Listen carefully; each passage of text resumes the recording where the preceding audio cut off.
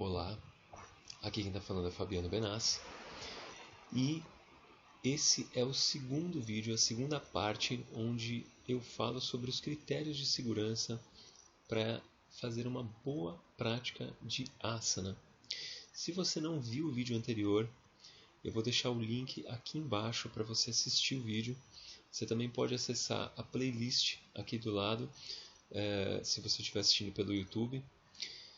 Mas é importante você ver aquele vídeo para completar a informação que eu passo nesse vídeo. E o que eu falei no outro vídeo foi que é muito importante a gente ter a base. A base que são as informações essenciais para que a sua prática seja a melhor possível, a mais excelente possível, para que seja mais profunda e tudo isso com o máximo de segurança, independente da sua condição física, independente da sua capacidade. Ela serve para praticamente todo mundo. Então o que eu vou falar aqui da segunda parte é sobre as orientações gerais de encadeamento ou passagens entre os asanas. Vou diminuir um pouquinho o zoom aqui e a gente vai começar, vai ficar um pouquinho grande aqui, eu vou até diminuir para a gente só falar do que importa aqui primeiro. Bom, vamos lá. Talvez eu estou olhando aqui, talvez tenha que ter mais um vídeo, mas vamos lá. Então a primeira coisa que a gente vai falar nesse vídeo é sobre o movimento de ligação, ou seja, o que faz um asana se transformar num outro. É muito importante a gente pensar nessas passagens entre um asana e outro. Então essas passagens elas devem ser com um mínimo de esforço. O efeito desejado é durante a permanência e não na movimentação. Então se você não sabe o que é permanência, sobre permanência, dá uma olhadinha lá no outro vídeo que eu falo sobre permanência. Então é muito importante você fazer com que a passagem ela seja feita entre um asana e outro com o mínimo de esforço. Faça a transferência de efeito, energia e movimentação para o próximo asana. E eu não sei se você está vendo esse vídeo pela primeira vez ou se você já assistiu o anterior. Asana, o que são asanas? Né? São essas posturas aqui, ó. São essas posições. Asana é a parte visível do yoga, tá? É a parte física. Então, é muito importante você pensar no conceito de asana como um trabalho corporal, mas ele também é mental. Então, a transição ela tem que ser feita também na sua mente. Então, o efeito que o asana vai produzir, o efeito que você teve no asana que você estava agora, para o próximo asana, a energia que você vai usar para passar para o próximo asana, e esse movimento necessário para que você chegue nele, é importante que você transfira tudo isso do asana atual para o próximo. Tá? Então, chega aqui por último, tenha em mente que um asana não é desfeito para montar o próximo. Um asana ele se transforma em um outro com o mínimo de movimento necessário. Então, quanto menos movimento você puder, melhor. E aqui a ideia o que é? É simplificar, tá? Tem uma frase que diz que a sabedoria está em conseguir tornar as coisas simples. Então, simplificar, tá? Então, o mínimo de movimento é simplificar a passagem.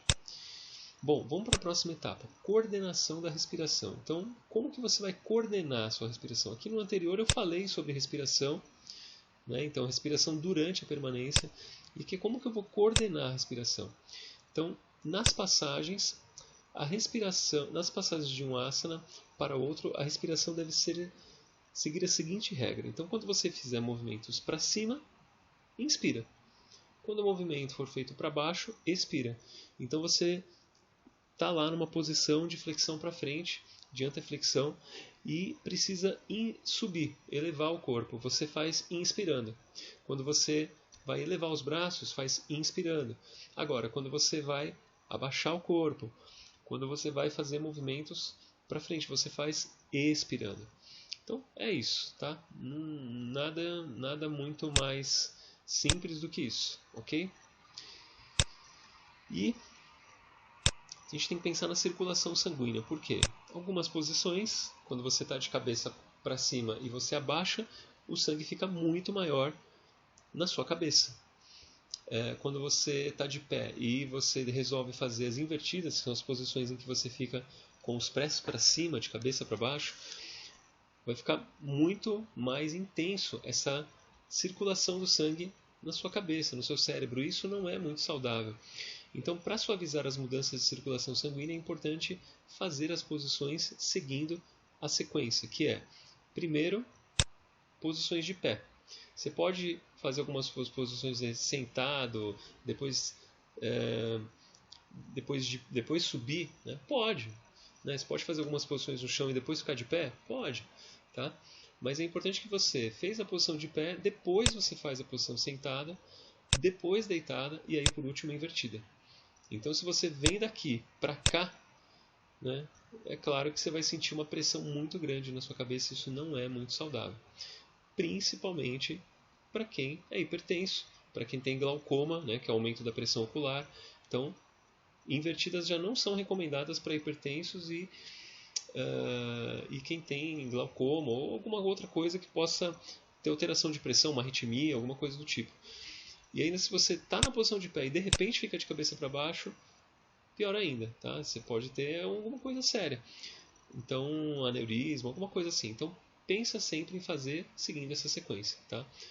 E apesar, assim, não comentei aqui, mas prática de asana, se você é um iniciante, não tem orientação, não tem um professor, procura fazer um exame médico simples, perguntar, ter uma orientação médica também, né? Ou procurar um profissional, isso é muito importante, tá? Para você não fazer alguma coisa que seja prejudicial para você, especificamente, ok? Bom, gradação de intensidade. Então, como que você vai aumentar a intensidade? Como que você vai graduar a intensidade? Então, quando for iniciar um asana, procure fazer primeiro a variação de menor esforço, que a gente chama no yoga de sukha. E aí, progressivamente, você vai avançando para as variações de maior intensidade. Em relação às regiões mais solicitadas do corpo, então, primeiro, exija mais dos membros, né, dos braços, pernas. Depois, você exige da sua coluna, do seu tronco.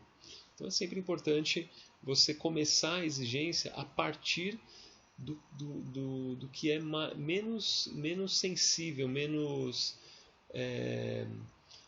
você vai ter muito menos propensão a ter uma lesão, se machucar, se você exigir mais força, colocar mais esforço nos membros, do que se você fizer isso exigindo mais das suas costas. Né? Um exemplo clássico é quando você vai pegar alguma coisa no chão pesada e aí você curva as costas e levanta força das costas. Isso pode te dar uma hérnia de disco. Então, se você faz isso usando as pernas, a sua probabilidade de ocorrer alguma lesão é muito menor. Né? Então, é a mesma coisa pensando na prática de asana. Usa primeiro os membros, depois a coluna. É isso. Bom, e por último, deixa eu ver quanto tempo que a gente já gravou aqui. Bom, não dá pra ver, mas... por último, tem essa parte que é importante, que é como que você vai escolher os asanas para uma boa prática. Então acho que eu vou até gravar um outro vídeo para falar sobre isso, porque essa parte ela é bem importante. E pela quantidade de informação que a gente tem aqui, ela exige realmente um vídeo a mais, ok? Então a gente se vê na terceira parte, onde eu falo sobre a base, onde eu falo sobre a base, sobre os critérios de segurança para uma boa prática de asana. Se você gostou desse vídeo, dá um curtir aí, dá um like, se inscreve, né, no meu site. Eu tenho uma lista VIP lá no meu Facebook, no meu YouTube. Então tá aqui o endereço. É só digitar lá. Quando você for se inscrever no Facebook e no YouTube, lembre que você precisa marcar lá para receber as notificações. Senão você não recebe as notificações dos novos vídeos, das novas postagens que eu estou fazendo, ok? Então a gente se vê no próximo vídeo. Um grande abraço. Tchau, tchau.